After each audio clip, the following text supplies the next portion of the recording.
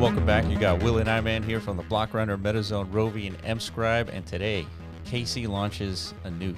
Well, a couple days ago. But we're just now getting around. Actually, it was yesterday, right? Yeah, it was a couple days ago, I would say. It's like whenever the ruffles, the feathers were being, jimmied around and stuff. But basically, there's this whole thing permeating called the renumbering disaster, debacle, dilemma, whatever you want to call it. Yeah. Right? Some people are passionately in favor of this. Some are equally, if not more passionately against it, right? Yeah, I wouldn't say it's 50-50, but at least there's a vocal... No, I don't think it's 50-50. Yeah. Vocal minority to a certain extent. Right. We have to identify, personal motives, biases within these types of opinions and people who are pushing influence on these subjects, right? And that's important because, there's a lot of things that are coming about from this discussion, right? Like how decentralized is the Ordinal Meta protocol after all? Like things like this. Right. And whether or not that should matter. What kind of precedent does this set if we just allow Casey to, at will make these kinds of adjustments just, to tidy things up how he sees fit. Yeah, right? Didn't Casey give the reins to Rafjaff? Yeah. So what's he doing still? We took him back, dude. He's an Indian giver, dude. He's like, I give, I take back. Yeah. So it's like, I don't know, dude. Let's break down exactly what's happening. Okay. So in order to understand this, you have to understand how inscriptions work at the base fundamental layer, right? Yeah. So we'll get to that once we read what happened here. So I guess the cat is out of the bag, he says. In short, I think that the effort to keep inscription numbers stable hasn't been worth it and has led to ugly code and stalled development. Since new changes need to be extremely and often need to be extremely and often awkwardly careful not to change the numbers of old inscriptions. So check out the GitHub discussion and let me know your thoughts. So basically, he's saying in order to maintain upkeep and maintenance and updates, new features to the Orda client, he has to mess around with maintaining buggy code, which is maintaining the old cursed inscriptions that he pulled in into GitHub. Correct. And from my understanding, these cursed inscriptions were we've given them a name and an opportunity to exist and be recognized because of a previous update that Casey initiated, right? It's like, oh, these things are happening where people are inscribing, but let's recognize them. Yeah, they're not following to the T exactly how, the OP scheme or whatever is designed. Yeah. So as a result, they're paying for these inscriptions and whatnot, but they're not being indexed or recognized. Correct. So in my opinion, at that point, if it were me, I would just kind of be like, well, that's how by design. Yeah, you guys messed up. You guys fucked up, so therefore, you're not truly like an ordinal. You're not going to be indexed, And I feel like that's the end of it. It should have just stopped right there. There was no need to give these things like cursed identities and assign them negative numbers and whatnot, but that is what happened, right? Yeah, so this is really Casey Rodarmor in April 25th. He basically says... we see cursed inscriptions. Let's recognize them. Yeah. And here we are officially recognize them. And then if you scroll all the way to the bottom, in between all the scroll is like the community hype as fuck about this. Like, let's curse it all. Yeah. Right. So it's kind of like, don't be mad. You guys wanted this as well, right? If you are mad now, as the repercussions and consequences of this, the community definitely was in support in these early days, right? Yeah, and so he commented 3 weeks ago, right? Several months later, cursed inscriptions now exist. Crying emoji, as we interpret it. Copy pasta. That's what it looks like. It's I think 3 weeks ago he realized damn, dude, this was a mistake. Yeah. He came back to this thread and just to kind of revisit past times. Past mistakes. Damn, where did we all go wrong? Right. So he closed this specific message board and he left that imprint of displeasure, this recognition of despair, a mistake. Dude. Yeah, there you go. Yeah. All right. So what is a cursed inscription? Simplest definition is any inscription that does not currently get indexed and identified by Ord. This term came about as a catch-all when some people incorrectly used or purposely misused opcodes to create inscriptions that were not able to be indexed by Ord and would therefore be unrecognized and not given an inscription number. That sounds like a good design mechanism. Agreed. You don't fall in line with the opcode. Yeah. That's user error, dude. We don't recognize that. It's good. It's good. Yeah. You're not cursed. You're not nothing. You don't exist. Yeah. That's it. That's how it should be. And then I feel like the issuance of inscription numbers, if they follow those, that initial rule, it would remain true. Right now, the big thing in question is like, okay, if we're going to rewrite the code base, I guess, moving forward, we're gonna have to like bring in all these cursed inscriptions into like existing circulation, right? And that jumbles up the already assigned inscription number sequence. Correct. That's what everybody's like up in arms about, right? Yeah, because if you hold an inscription under 10K, all of a sudden you're on the edge. All of a sudden you could go into like yeah, it's possible. Beyond 10K. It's actually probably like if you hold inscription number 9999, if this gets pushed through, you're literally going to be out of the sub 10K. Yeah, most likely. Yeah, because you're going to be reordered because there's some cursed inscriptions before you. Yeah, that they're going to be re-injected into the sequence. And now, sorry, dude. Yeah. Whatever the speculative value of you obtaining that asset, you've now been thrown to a whole another class, tranche of lower class, sub 100,000. Yeah, you've been depegged, deranked, right, in the Ordinals ecosystem. So yeah, of course, people are pissed. Yeah, and the numbering system is purely arbitrary. It's like starts from 0 all the way to infinity, and I guess it doesn't leverage anything from the existing blockchain to number anything. So I feel like this is sort of the consequence of doing a numbering scheme like that, right? But nonetheless, this was pulled in by Casey Rodarmor, and now I think he's like going back on his like original implementation. So, all right. So what is the renumbering scheme? So basically, they want to essentially bring them in, reorder everything, and that's pretty much it. Like that's how he's going to fix this. Yeah. But moving forward, there won't be such a thing as cursed inscriptions, right? There wouldn't be, correct. Okay.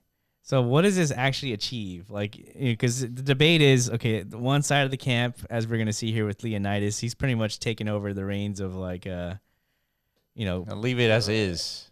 Yeah, or you just cannot do this. Yeah. You cannot fuck with, or you can't tamper with the protocol. Yeah.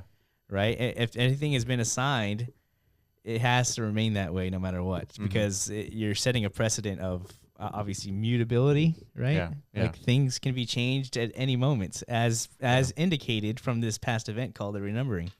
Right.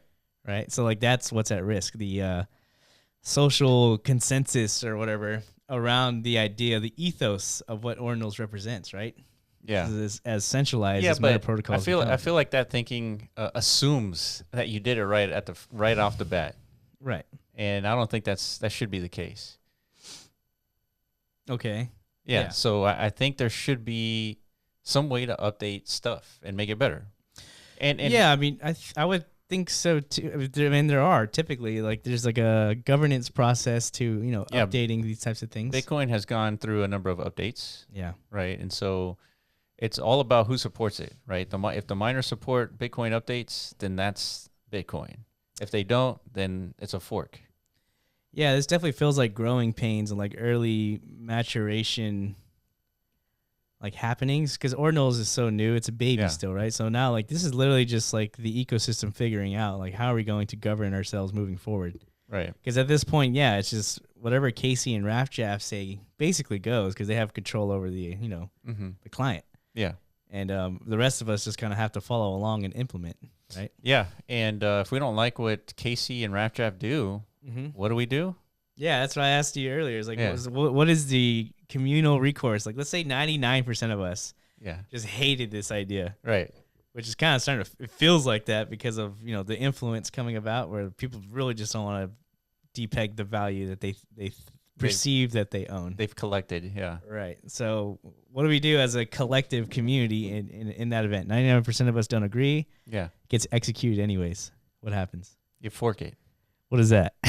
So basically, you copy the code in the GitHub repository, you run it on your own server, and you maintain your version that you want to maintain, and you're the one who's going to maintain that, right, with Pretty updates. much. Yeah, and then you have another force or crew or whatever that becomes the maintainers. It's not Casey and Raftdraft now in this forked version. But this is interesting. So the forked version would just be different indexers following different rules on the same inscriptions. Because remember when Bitcoin forked into Bitcoin Cash, you'd have double the Bitcoin that you had, but it would be Bitcoin Cash. You did. No, you literally received duplicate amounts of already. Yeah, you wouldn't have double your inscriptions, right? So this is...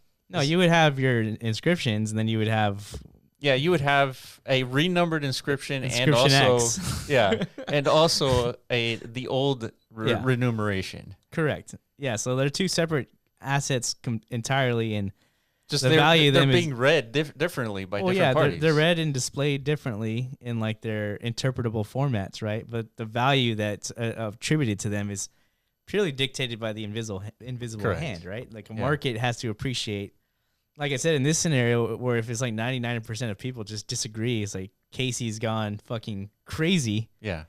He's gone rogue. He's trying to destroy Ordinals or something like that. Not necessarily saying that's what's happening here, but let's imagine that scenario. 99% of us just say, like, dude, I mean, if we stick around with this legacy system or client, whatever, protocol, we're fucked. We all need to, like, migrate to a new protocol standard, and 99% of people will agree with that, and then I think the value will transmit. Yeah, we'll follow. Yeah, pretty much. Yeah, if everybody goes to the fork, I mean, that's where everybody is now. Yeah, so I don't think this particular issue is really that contentious. I don't think that's an outcome here, like a likely outcome. It doesn't seem so, but it does change how indexers were functioning before. They're going to have to basically take a snapshot of everything that exists, figure out what are valid and invalid inscriptions based on the meta protocols. Yeah. Take that snapshot, compare it to the new renumeration, and then just like apply those same rules to the new numbers. Yeah. Yeah, that, and I think it definitely shakes up a bit, like at least the existing community and the awareness of, like, you know, what meta protocols, I guess, represent, and like you know, how much of it is staying true to the ethos of decentralization, Bitcoin itself, right? The main core tenets of Bitcoin, why it's valuable, right? Like, how much do these meta protocols like subscribe to that same architecture? Right? Yeah. Right. So it's just, you know, like I said, it's growing pains, it's maturation, it's all these things. This was, I guess, bound to happen. Maybe it's actually a good thing that it's happening, and Casey is kind of like stress testing the community and the consensus and everything, and these things have to happen sooner rather than later. So what camp are you in, dude? Well, before we get into that, I mean, because we're gonna show here, but what do we get if we make this update? Like, what are the outcomes? What are the beneficial reasons why we should do this? I guess we get tidiness, right? Tidiness, right? Yeah. Better code. It makes it easier to maintain and update. And there's a couple of features that he mentions in his blog. He says there are many such updates that we would like to make or have made, which would introduce discrepancies like these, including multiple inscriptions per transaction. So if we maintain the old system, it makes it harder to do multiple inscriptions per transaction. Okay. In other words, inscriptions in reveal inputs other than the first, inscriptions with new even fields. This is like opcode stuff. And then multiple inscriptions on the same Satoshi. So all this is apparently difficult to do from like the developer's point of view. I see. If we maintain the old system. Yeah.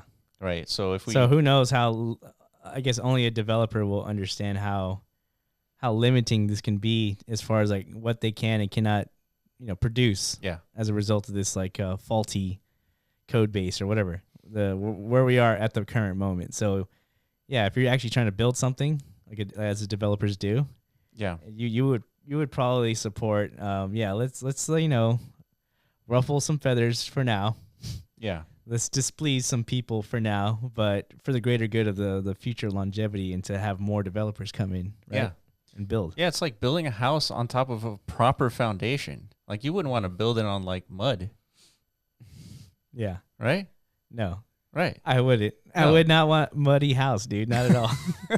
I want solid steel There you go. Even though my house is probably not made out of that, but you know, That's wood, concrete, at least concrete wood. and wood. Concrete and wood, and some other kind of structuring elements. Yeah. But yeah, you're right. So that's really what it's about. It's about the core developers have recognized they made a mistake. Yeah. And they need to either correct it now and piss off some people, or let it remain and build an ecosystem around this faulty foundation. And I guess who knows the future consequences of that. Yeah, it's like driving a car and that little red light turns on, the engine light, and you just keep ignoring it. You keep ignoring it, but totally me, dude. you still drive it.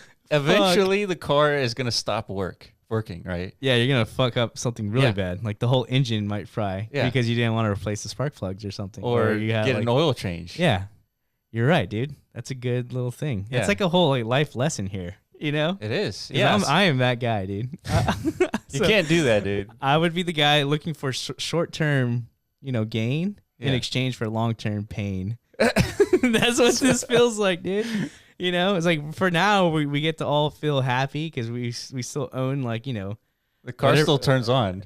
Yeah, but even though it's like fucking dying internally. Yeah. Yeah, that's a great analogy, dude. Yeah. So having said that, let's take a look at what Leonidas thinks. When an inscription is assigned a number, it should never change, he says. When a sat is assigned a number, it should never change.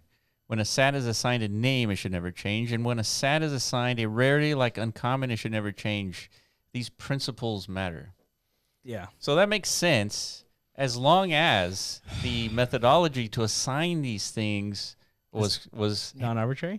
Non-arbitrary, right? Okay. But just like coherent and correct.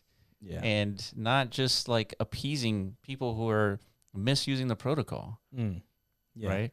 Yeah, especially if there is like provable technical downfalls as a result of upholding these principles. Yeah, it is tough. But Leonidas is coming from a market perspective. He is that invisible hand, like a big contributing force. Well, he's got a hand on the invisible hand. That's what I mean. Yeah. So he's literally speaking on behalf of that, right? Yeah. This is the market sentiment right now. This is what they're thinking, what they're afraid of, and yeah, you got to uphold these principles, or else this hand just becomes a little more withered, I guess. Yeah. It's like we don't know where to go with it. Yeah. You know what I mean? Yeah. So, yeah, I understand the gripe. So he's got another tweet here. It's petition for Rodarmor, Raftjaff, and very ordinally to commit to not merging any PR into ord that involves in any way affecting inscription numbers or the sequence that inscriptions are indexed until after October 21st, 2023. Basically a month from now.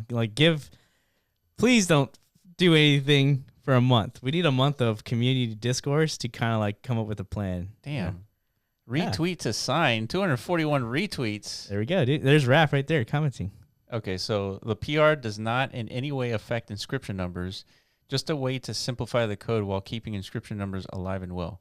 We know this is a thorny subject, so we'll not rush anything. So this is exactly what I'm talking. This feels like, this is again growing pains. This is like as what an immature governing what an immature ecosystem looks like trying to self-govern. You know what I mean? Yeah. In as much of a decentralized way. So there's no structure or rule of law in place, obviously. So it's this is the community trying to figure out how we should implement change. Yes. Right. And so it's as of now, maybe the best thing we've seen this happen even in other DAO communities like Decentraland and such, where there was a problem identified. There's misuse or whatever of the DAO granting system. Let's put a pause on this for a few months and let's figure discuss. it out. Yeah. So that's what's happening here, minus the actual mechanisms and tools to do this in a Web3 way, right? Yeah, that's it's all true. happening on Twitter and GitHub forums. Yeah. I feel like we're doing a pretty good job with all things considered. Yeah, and this is necessary. This is how the ecosystem is going to mature to a state that we're going to inspire confidence in the future to devs and to eventually, users. Yeah. They're not going to want to trust in this ecosystem until this community grows up a bit. You know what I mean? Yeah. Yeah. So we got another thought here from Danny Yang from On-Chain Monkeys. He basically says we can use reinscriptions to basically create some sort of certification that you did once have, a younger inscription number. Yeah. And so it seems to be resonating pretty well with the community as well. So yeah, just kind of like, at least if you're gonna do this thing, Casey, at least like leverage an ability that exists called reinscription, something to not just lose that provenance entirely, right? And if you release a future thing called a metadata appendix or something to your meta protocol, sure, now you could always attribute that attribute of this thing was around pre-renumbering. Yeah. Right? Yeah. And then here is their original ID. I feel like, this is leveraging existing tools to accomplish, what the community wants. If they want to maintain their old numbers, let them do it using reinscriptions, and that's it. Yeah, it'll just be part of like the properties of this specific digital asset, and then let the visible hand do with that however they see fit. Yeah, I feel like this numbering scheme is a consequence of like human thinking, in the sense that it's easy to just number things one through infinity. Mm-hmm. It's just easier. It's easier to read, things like that. Yeah. But we have like a 15-year-old numbering system already in progress that we could have used if we weren't so just like, I don't know, just old thinking, right? And so what I'm saying here is if we had numbered these inscription numbers using on-chain data, DMT, digital matter theory, the numbers are immutable. Correct. Right? And so here's an example. So I said it makes sense to use a numbering scheme using IP addresses. For example, the first inscription would look like block number dot transaction number. Mm-hmm. So the very, very first inscription happened on block 767430 on the 2,322nd transaction of that block. That's the very first. And the second one happened many blocks later, 767753, on the 955th transaction of that block. And you can't mess with these numbers. They're there forever now. Yeah. And there's no renumbering. There's nothing. Correct. So I feel like a numbering scheme, even though this is less attractive than like it's not one. It's not as like you're saying human readable. Yeah. You can't just look at it and like instinctually like understand like the sequence. Yeah, you wouldn't know by looking at this that this is the first inscription ever. Correct. But I guess like a platform or an indexer could interpret that and then just display. Yeah, this is the actual. This is the first one. Yeah. Yeah. It's number one, I guess. So no matter what is like arbitrarily displayed to the end user, it's being rooted in non-arbitrary information sources like that. Like this cannot be changed. That is fact. Yeah. It is going to exist this way. So yeah, we should have definitely appendixed like our whole ecosystem a little bit more immutably. More sure. immutably, but more Bitcoin like. Yeah. Right. Yeah, I think we're just now starting to realize that like that is the value of what's being built here on Bitcoin. It's relying on the Bitcoin blockchain in all sense, like for all things of new value layers, new creation mechanisms, all that stuff. You need to root it to the information on the Bitcoin block. Yeah, no matter what, you just do. It just makes things so much more like true and efficient and like tamper-proof, and it piggybacks on all the things that makes Bitcoin uniquely valuable in the first place, right? And let's use that to the max advantage. I feel like, appending whatever decision that you're going to make based on the data on Bitcoin's blockchain is just much easier. And there's a lot less, I guess, fudging. Yeah. There you go. Word of the day, dude. Fudging. All right, that's it for us. So I think we got our position. Like, what do you think? Should we make this update? I am a neutral, unbiased observer, neutral. dude. I'm literally. Are we? No, I'm not saying you. I know where you lie. Yeah. You're always gonna side with the devs, no matter what. 100%. Because devs are the ones that build the real value. Yeah. Even though the market might see value in something in the now, you're thinking of like bigger picture, longer termer. Yeah. You know what I mean? So in the devs, you got to cater to the devs, especially this early. So, I mean, I agree with you, but at the same time, I remain a neutral third-party observer. Wow. I'm just like an enigma floating around, dude. So there's a war happening, and you're not even going to pick a side. No. There's like... I'll let you guys duke it out, dude. Dude. And then you're going to sit there with popcorn and just going to... Yes. That's it. You're not going to... And whoever wins, I'll be like, hey, what's up, bro? We won. It's like, I'm on your team now. Yeah. You know what I mean? That's how I do it. All right. Well, that's it. All the links will be in the description. If you have a position on this, let us know in the comment section below. Are you going to sign the treaty that Leonidas has put out there? Yeah. Or are you not going to retweet and let I guess we should do a counter tweet. I wonder what the threshold of retweets is going to be for I guess they already. It's arbitrary. It's 200 retweets compared to what? I know, that's what I'm saying. It's like you need to hit 1,000. Sorry, we're gonna execute unless you hit 1,000. Right. Sorry, dude. Yeah, pretty much. But yeah, I think they feel the force of the market. And I think it is actually a good idea to slow things down a bit. Right? Yeah. And there's a middle ground, I'm sure. Mm-hmm. And so this is 2 days old. So, but anyway, let us know what you think in the comment section below. Follow us on all our Twitter accounts, and we will catch you in the next video. Peace.